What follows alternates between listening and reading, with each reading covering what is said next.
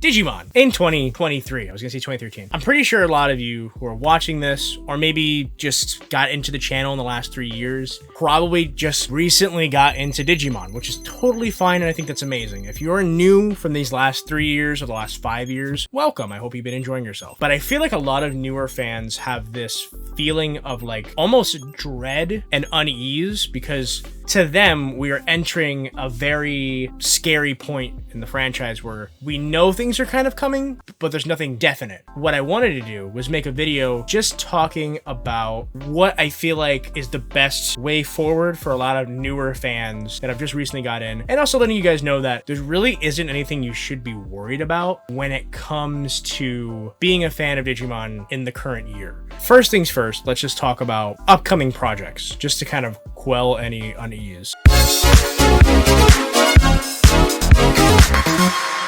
As far as the anime, the only upcoming project that we have is the Digimon Adventure 02 movie. It's apparently slated for this year, might get pushed back, we don't know yet, but that is coming. If you're a fan of the anime and you're a fan of the older series, that's something that you look forward to. As far as a mainstay series that gets updated every week, like 2020 and Ghost Game, right now, that's not really clear. I'm assuming it's going to take a year off and come back next year, but that's just my own thought. There's no guarantee on that. We also have, of course, Digimon Secrets, and we'll get into that in a little bit, because that's kind of like, if you're a newer fan, you're like, not the tip of the iceberg, you're pretty far down the iceberg, but you're not underwater yet. I feel like Secrets is like underwater, so we'll get into that later. Nothing new is coming out yet, as far as this year is concerned. However, last year at Digimon Con, Habu, the main producer of Digimon games, did confirm that they are working on a Digimon story game that takes place in the Iliad server, or with the Olympus 12 Digimon.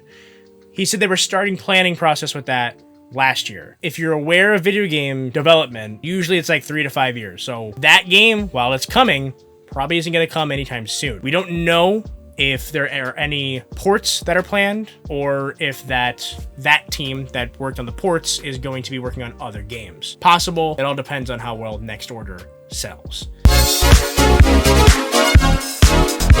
Let's talk about something else as well that came out within the last 3 years. The card game. I know a lot of people are starting to get a little tired of the card game. I'm trying to get back into it, but from what I'm hearing, the meta right now is very aggressive. It's very OTK heavy. The top decks that should have gotten hit in the most recent ban list did not. So when it comes to competitively playing the game, you might not enjoy it, but as far as playing it at your local game store, playing it in a friendly manner, from what I've heard, it is still a lot of fun. And I'm going to personally get myself back into the card game in this period of time, because I've been out of it for a whole year, and I want to get back into it because there is officially a trash deck, and if you don't know, kind of into that stuff. That's some things that, you know, you should be able to look forward to.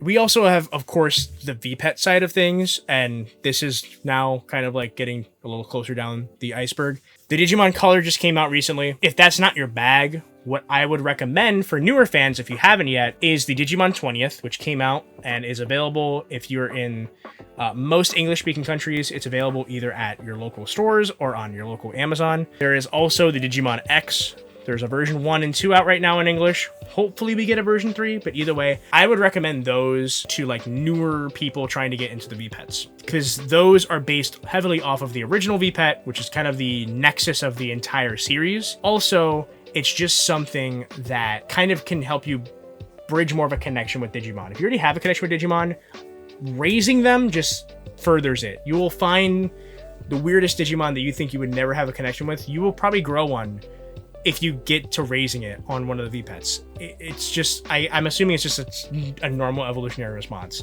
You raise something, you have to clean up its shit, you just kind of bring this connection with it. There's also the Vital Bracelet.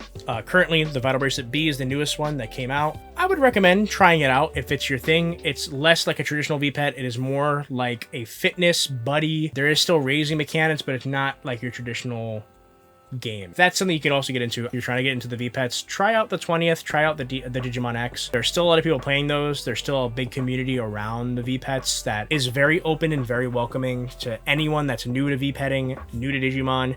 If you're worried about that, don't worry. As someone who's in that circle, we're all very welcoming. We're all willing to answer any questions. There's really no stupid questions. You can ask what feels like a stupid question. It's okay. Point you to like where you need to go to find this information. That leads us to Digimon Secrets. That's the big project that they're going to be putting out for this year after Ghost Game is done. Because as of recording this, the last episode of Ghost Game has not aired yet. Digimon Secrets is going to be a web novel. Get the fuck out! And then a series of trailers. It's going to be like this big story that is more in tune and in line with the VPET lore and the VPET era. I'll be talking about that on the channel very shortly.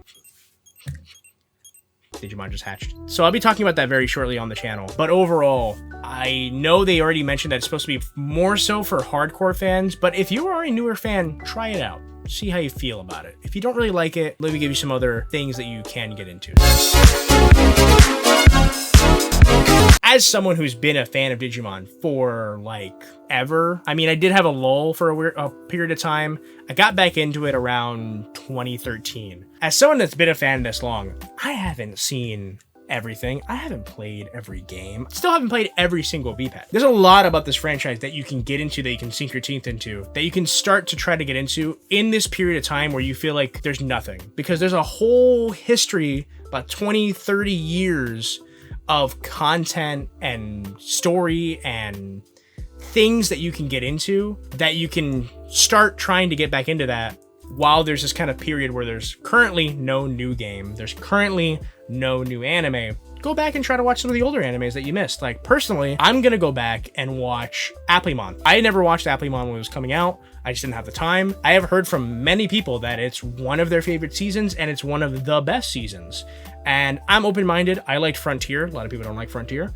So I am never gonna be one to just shit talk something because it's different. So I will plan on watching Applemon over this period of time where there's not an anime airing currently. As far as the anime is concerned, there's a lot of anime that came out. So, you know, pick one, try it out. I feel like when it comes to most of the anime, it's just kind of based on like what you feel.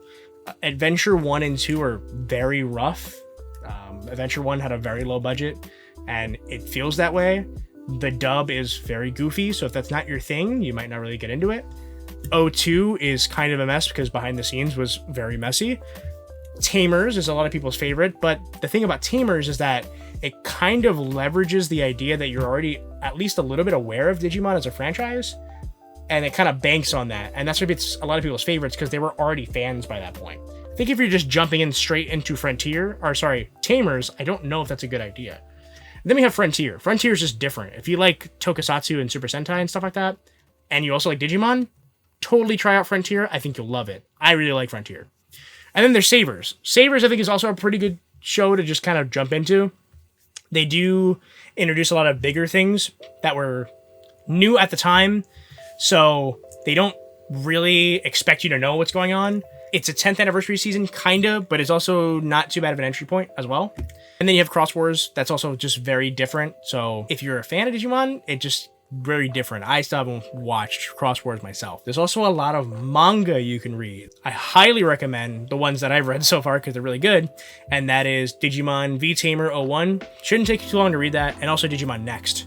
It's another Digimon anime, or manga, sorry, that won't take too long to read. Those two are a lot of fun. And those two are a nice entryway into the VPET lore. A lot of those manga are actually based off of the way that things work in the VPETs as opposed to the anime. And then of course we have a crap ton of games.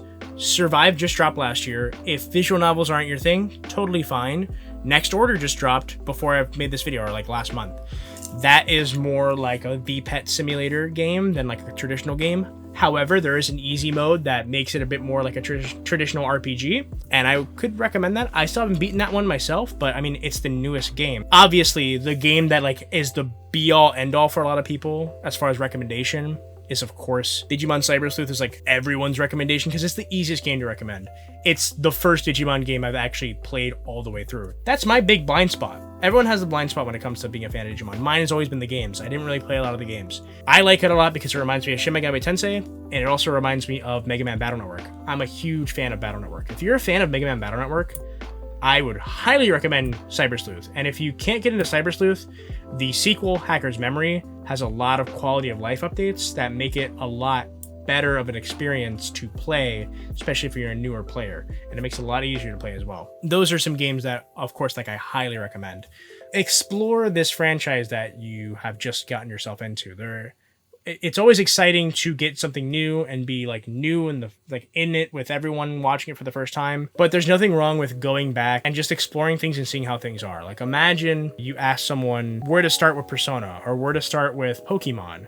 People would just say, like, pick a game and start there. Just go and explore and try things out and make your own opinion. Don't try to find recommendations, especially from people that have been fans for a long time, because that's just based on their own frame of reference or their own nostalgia that they might have for a certain series over another. If you would have asked someone 10 years ago, what should I start with Digimon? They would have told you, watch season 1, 2, Tamers, forget everything else. Everything sucks. And I never bought that. I like Frontier. It's got its own great stuff going on. I like Sabers a lot.